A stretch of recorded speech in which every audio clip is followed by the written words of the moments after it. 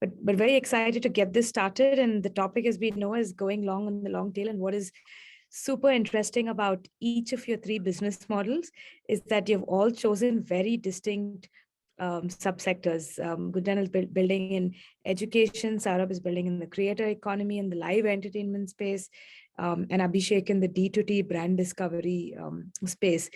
But really curious to start exactly with that as to what attracted you to that specific long tail that you're solving for, and what enabled you to identify, let's say, edtech or creator economy or D2C brands presents this massive opportunity. And Saurabh, given that you crossed 3 million downloads this week, I'd love to start with you. Awesome. Thanks, Anjali. Really great to be here. And very excited to share some thoughts on this. So, the creator economy, it's something we discussed on the podcast as well, is something very close to the heart because I personally came from a creator background as well. Prior to doing this, used to do stand-up comedy at a point of time, used to do theater a certain lifetime ago, and managed my own sort of mom's YouTube channel. So that's where the problem really felt home, that long tail is a real problem. And there was a particular piece that that HBR had written around the creator middle class, and it sort of really resonated well. And I'll just sort of land some context around this, where when we really looked at this opportunity, we realized that over 10 million creators are now there in India, and your top of the funnel platforms are doing a great job of just bringing people who are new to creation, right? It could be due to a YouTube, it could be due to a short video, or it could be any other platform due to which people are just adopting to becoming creators due to no friction processes. But hardly 1 to 2% are eventually able to monetize. And the real differentiation between those who do versus those who don't is breaking out, building some interactive communities. And that we realized is such a key for people actually pursuing creation in the longer term, not dropping off midway through that particular journey. Looked much deeper around this and realized that the creator middle class and long tail is such a huge problem for two primary reasons. One, a lot of them are getting into the creation space but not able to sustain because the earnings were not predictable and they did not have any control over their audience at all. By that I mean it's you're completely left to a large platform's discovery, to algorithms determining whether you will be ever be able to sort of interact with your audience and interact with them. And second aspect around this was the fact that typical subscription based platforms, typical platforms which are around, just subscribe to my content, etc., do not work for the long tail, which requires discovery, requires a bit of hand holding, requires the right set of tools. And when we went more deeper around this, we felt that, when you combine sheer IAPs, creator events, etc., and creator commerce opportunities, the TAM itself was about $2 billion when we did our math. A very simple insight. People love these hyper casual games and entertainment content. Creators love to engage users and entertain and seek ways to sort of engage them live.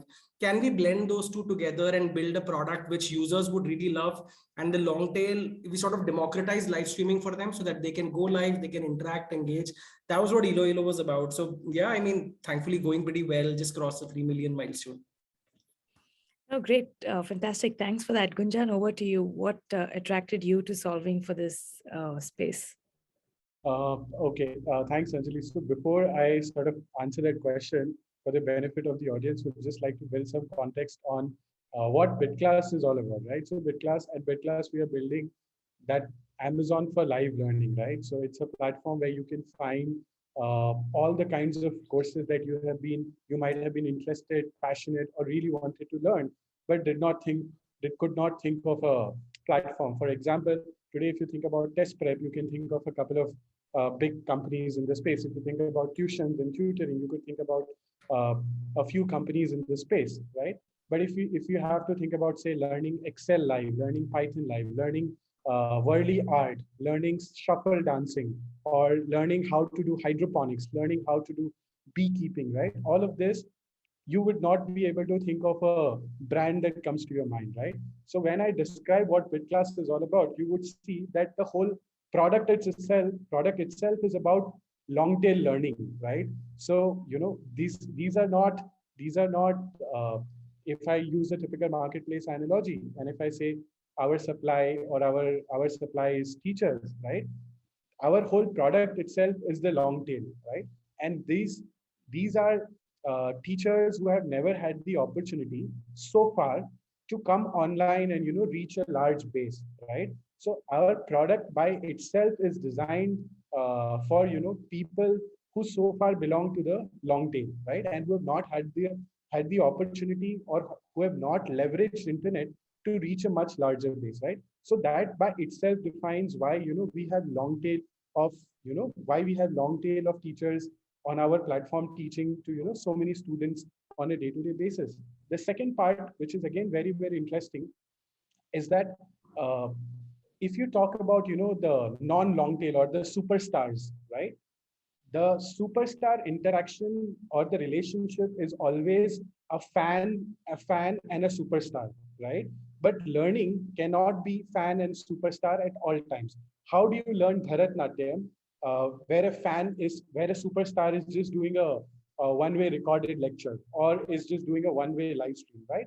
Because it's about going and looking at how the student is performing, right? So this personalized two-way learning for a lot of this long tail just cannot happen with the superstar, because the economics do not work, right?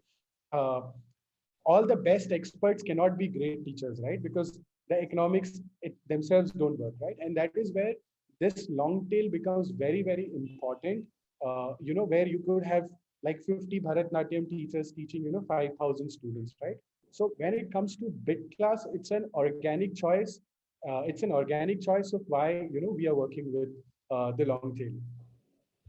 Yeah, and what's very interesting both with BitClass and EloElo is the commonality of choosing live, right? In both cases, it is engaging with an audience. In BitClass cases, teachers engaging with learners, but in the live format, that is really enable longer format. It's not short form, like people don't come into 20, 30 minutes, but these are actually monthly programs. And even with EloElo, this is not browsing based 10, 20 minutes of spend daily, but nearly 1 hour and 50, 60 minutes of daily time spent. No, that's very interesting. Abhishek, what drew you to the D2C long tail? Thanks, Anjali, for this opportunity. So just to give a little bit of context, Downtown is a virtual window shopping experience app for the Gen Z, millennial crowd, urban affluent tier A, consumer base, right? For us, at least for the team, it wasn't just a spark that where we just woke up in the morning and said that, okay, let's kind of build for long tail D2C brand. It was a iterative, stage by stage assumption / validation, kind of a process. We were a data analytics company and we were working for a couple of D2C brands. And one of the insights that we got while we were working with them was that all of them across was saying that CACs are increasing and the LTVs have kind of flattened out after a point of time. And when we started talking to their consumers, they told us two basic things. One, they didn't have any problem with the brand or the pricing or the positioning, right? It was just the fact that they only had limited SKUs in their category or catalogs. That's where the glass ceiling came up by default. So it was not a function of brand or pricing or loyalty. It was a function of the kind of category or the subcategory that they are in. And second, and interestingly, what we realized was these consumers had started making difference between a big brand and a nice brand in India. 7-8 years back, nice brand was equivalent to a big brand, right? A big brand is a nice brand is a big brand. But now what we're seeing is that not all nice brands need to be a big brand, and not all big brands are nice brands. And when we started boiling deeper into those layers, what we realized was there were three major revolutions in India that happened in the last 5-7 years, right? One was Geo Instagram kept coming in and creating browsing as a behavior, right? What was initially just used to check emails on handsets now had started becoming just browsing as a behavior. If you have free time, you just browse on your kind of handset, and that was coming up as a behavior. Second thing, financial freedom started penetrating in the target market that we were targeting, right? So now a 25-year-old girl does not need to ask somebody to kind of buy something online. She has a debit card, credit card, and the transaction just flows through, right? And third, and most interestingly, on the supply side, what happened was what we call as design freedom, right? Canva came in. And because of Canva coming in, all of those brands who were struggling with positioning, branding, creatives, campaigning, now started creating beautiful campaigns that kind of resonated with the target market. And because of which D2C started picking up. People started realizing that these brands are nice brands. They're built more with more heart, so to speak. And fortunately, the people who are building these brands are themselves a part of the TG, so they understand very closely what their consumers are, kind of asking for.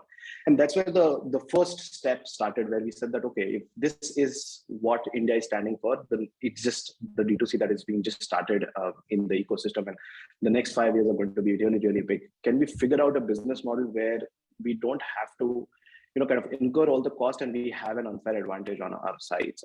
And that's where a couple of experiments later, we realized that, yes, we were able to figure something out. And that's where Downtown came into picture.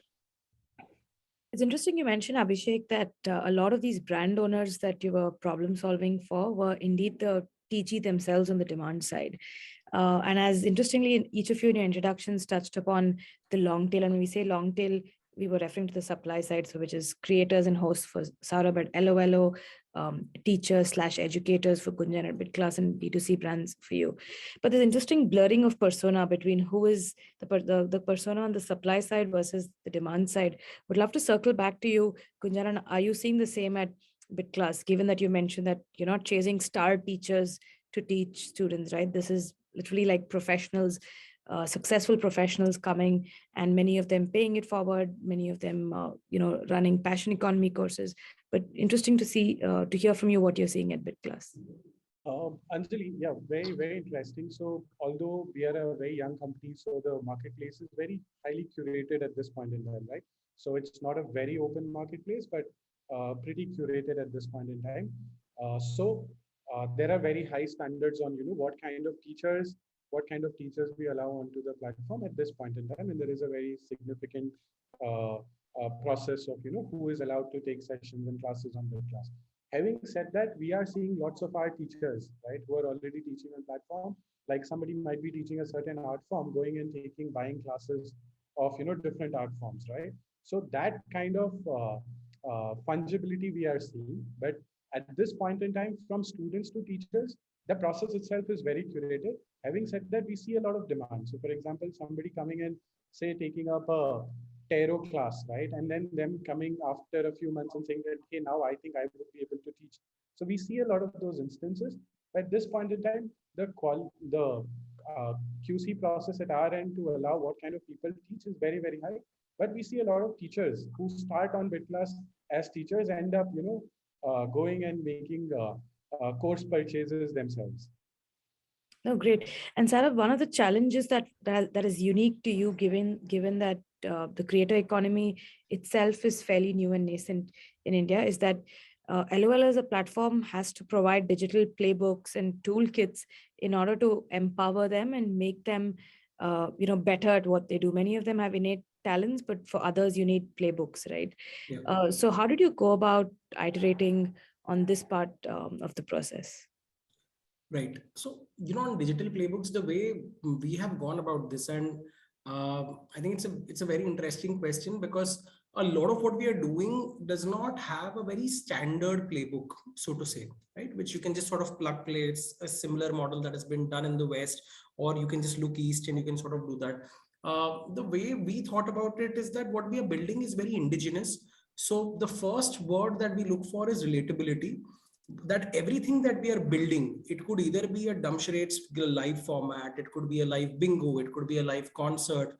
All of that needs to feel very relatable for a creator or for a user in general, so that the platform's learning cost is very low. It needs to be simple, it needs to be intuitive, it needs to be in your language. That was the first part that we tried to solve for in this. And the second aspect comes around tools. So anytime you're building it, so the way we started thinking around this was, you can either do a pure infrastructure play or you can do a pure platform play, right? Think of EloElo as a bit of a hybrid around those, where for a creator, we are like an infrastructure where the right set of tools have been built, the right set of sharing stuff has been built. And for a user, it's a platform to discover such kind of creators and engage with them. So when you're trying to build the infra right for the creators, a lot of investment went into coach marks, a lot of it went into videos to sort of train them on how this entire thing works. What are the best ways to engage inside live? So the initial set, I mean, it's also a classic long tail problem where in the initial set, we actually used to do calls with them. We used to train them on, this could be a great life. This could be a great thing you could do. And gradually as the platform started scaling, best practices scale very quickly. I mean, creators talk to each other. They sort of started taking clips of better moments, started sharing that amongst each other. So that's how learning grew a lot. But if I were to give just one word takeaway around this, it was relatability generally that we really tried to solve for in a very indigenous kind of a manner. Great. And Abhishek, even with you on the D2C side, which is your supply side and your long tail, there is no one size fits all approach, right? There are like distinct problem statements for long tail brands versus the top decile. And what are the kind of problem statements that you were hearing on the D2C ecosystem? And while on the D2C side, we have seen you spoke in your introduction about the payments infrastructure being mature, or with the logistics and delivery infrastructure being mature, but discovery is still so broken. So what are some of the distinct features of your long tail which make it interesting compared to others? Absolutely. So let me tell you a fact which kind of puts things into perspective, right? So when we started kind of narrowing down whether we want to build this or not, we went across and did a little bit of data analytics, and we realized that Shopify India today has almost like 40,000 brands that are just selling through Shopify in India, right? Out of which 24,000 brands are more or less in the consumer lifestyle category that we cater to. So basically fashion, food and beverage, home decor, and beauty and wellness, right? Out of those brands, the median Instagram followers is somewhere around 1,800, which means half of the brands have less than 1,800 followers. And these are premium paying Shopify brands, which means that they're doing business on Shopify and yet have less than 1,800 followers, which kind of gives a context around what the challenge is around discovery, right? It is very difficult to discover a new brand. There's only one way to do that right now, digitally, which is through Instagram. But Instagram is just stroke of luck, right? If that brand is sponsoring, it lands, and you see. Other than that, there's absolutely no way to kind of dig deeper and augment your discovery journey in a way. So when we started talking to them, there were three major insights that we got. One, these brands are coming and being made from very product-oriented brand owners or business owners, right? They're product-first people. They love making the product. They're very attached to the kind of products that they're making. And the whole mindset is built around building an excellent experience on a product, right? They're not a typical customer acquisition / marketing mindset founders or business owners, right? And the first thing is, if you can help me discover my brand, I'm all in. The only question is, how much time does it take to kind of onboard to a marketplace? So that was the other pain point. Typically, onboarding onto a marketplace now has become really, really hard. It takes a lot of time, effort, all of that. So that was one of the milestones that we had. If we can do an onboarding seamless, one-click onboarding, if a brand is on an e-commerce platform, if we are able to do a seamless onboarding, then the major checkpoint for us is solved for, right? Where we're saying that you don't need to even spend a fraction of time on getting onboarded. It's just a one-click onboard, right? And second is the fact whether we're able to align our marketplace or our startup in alignment with the brand that they're coming up with. So by nature, they're purpose-driven brands. And because of these purpose-driven brands, they like to have the narrative around. They don't want their brands to kind of boil down to a single SKU unit, which is found on page 8 of a marketplace, right? So basically, as a company, we're engineering on the supply side for solving these two major reasons, right? One, if we're able to onboard a brand seamless without asking for a lot of time or effort or money from their end, that is win number one. And win number two is if you're able to tell their story and just relay their story back to the consumers, that again helps us, because these consumers on the demand side are also looking out for purpose-driven brands, right? These consumers have made a distinct differentiation between nice brands, big brands, and another nice brand banner. They have things like, if a brand is local, organic, sustainable, slow fashion, less carbon footprint, it is a nice brand for me to have, and that's what gives them that set of exclusivity that they're looking for. So in terms of supply side, these two things are what we are trying to solve for. Oh, great. Interesting common theme again between the three platforms here is that on the supply side, it's highly curated, and there is like a playbook in play before we onboard, be it brands, teachers, or creators as well. And Gunjan, just circling back to you, you mentioned that there's a highly curated list of teachers that you onboard, and you have like over 200 teachers today on the platform. But what is their expectation set, as they come to teach on BitClass? And what do you think incentivizes them to come and take these courses on BitClass? Yeah, Anjali, I mean, you guys have had an inside view of how the journey for BitClass has been, right? So we started it when we started the company. It was a very simple idea that we would build a PaaS solution for teachers, where they would be able to, teachers or anybody who was an aspiring teacher could come and very easily start selling their live classes, right? At that point in time, we felt that the entire ecosystem that was required for a teacher to run successful cohorts and manage them was broken, and we thought that we'd bring all of that into one place, and that should solve the problem, right? We built a good product, etc., etc. But when we took it out to the market, it was very evident, and it was a unanimous feedback that we got from all kinds of teachers. People who were aspiring to become teachers in the peak of the pandemic, people who were running successful teaching businesses of any kind, and now wanted to transition to teaching online, right? In all of these cases, there was one unanimous feedback that we got, which is so typical of what we see not just in education, but if you talk about all SMBs in India, most of them, it's very difficult for them it's very difficult for us to charge them, or for us to ask them to pay us any money for any kind of efficiency, right? And it is very similar to what Abhishek was also saying right now, that help us in growing, and if that can happen, then people are willing to be a part of your ecosystem, right, of your network, right?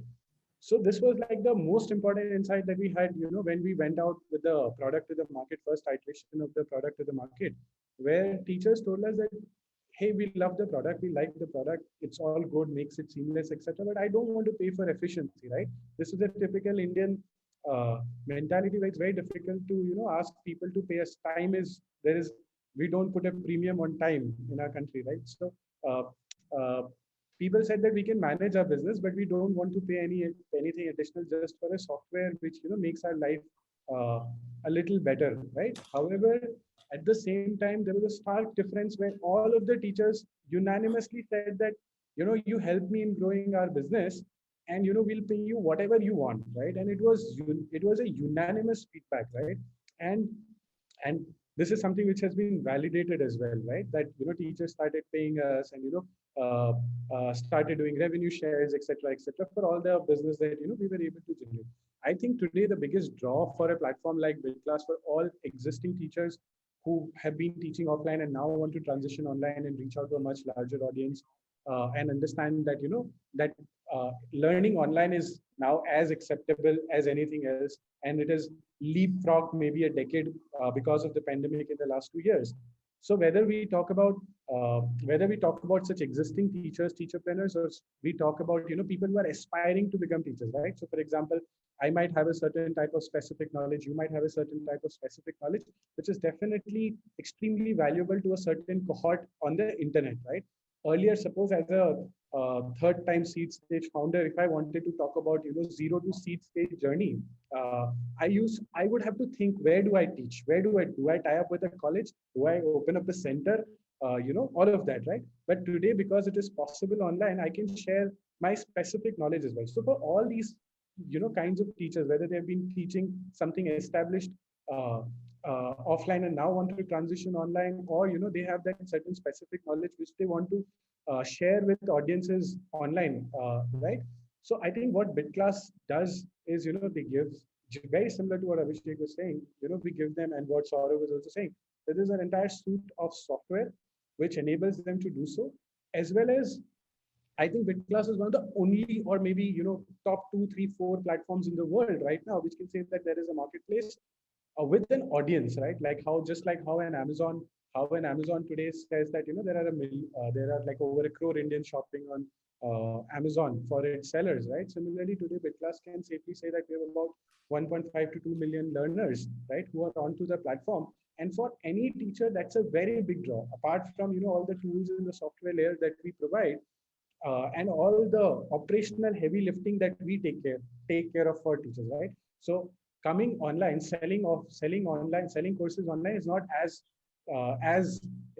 similar as how they used to sell it offline. Their trust was built because of your presence in a certain geography. But the moment you come online, you have to build that trust. And what BitClass has been able to do over the last year and a half, after working with over 2,000 teachers, over 10,000 uh, classes, 2,500 unique courses, we have understood some form of playbook. There's a long journey, but we've understood some form of playbook where we can apply it to any new teacher, any new course, and we can tell them that these are the best practices.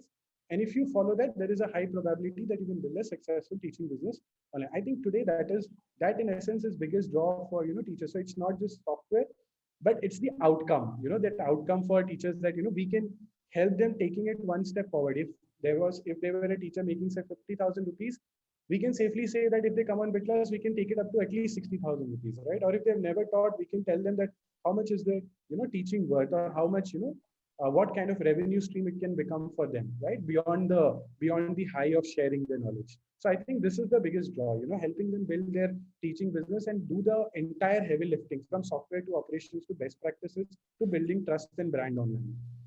Oh, fantastic. Thank you for those, deep supply side insights.